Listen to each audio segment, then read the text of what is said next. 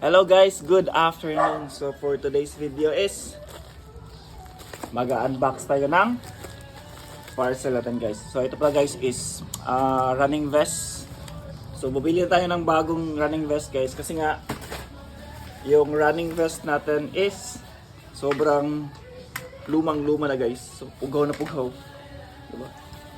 Again guys, the North Face to. Then nabili ko siya ng ukay-ukay pa lang. Okay lang. So nabili ko to kay Alex before.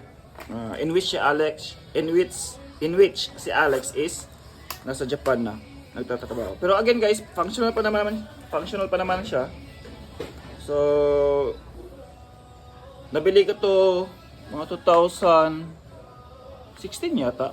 Nung nag-start na mauso yung day hike guys. Yung day hike sa Mount Apo. So nung nauso na yung day hike sa Mount Apo, bumili tayo ng vest. So sobrang tagal nito. Imagine mo mga 2016. So almost 10 years na rin ito sa akin guys. 10 years na ukay-ukay. Pero still functional pa rin. Ginamit ko to yung unang sali ko sa sa ATM, yung sa Dasal. Gamit ko din to nung unang gamit ko to is Dasal last November. The next NCTU last December. Then ano bang next tinalihan ko? Ito. Yung last na Mospo 100. Tama? Mospo 100. So about to resign na siya guys, pero still gagamitin pa rin natin. I don't know if magagamit ko ba. So let us unbox the bagong Let us unbox the new vest. Guntingin natin. Ooh.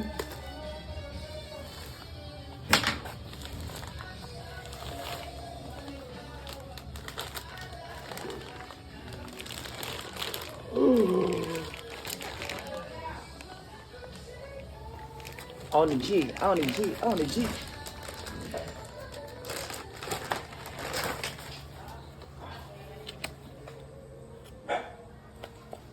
So, Audi G to guys. Audi G na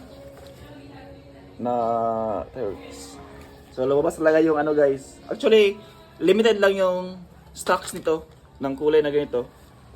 So, yung link is i-try kong ipi-paste dito yung link. Ganda guys. So, this is size large. Size large to guys.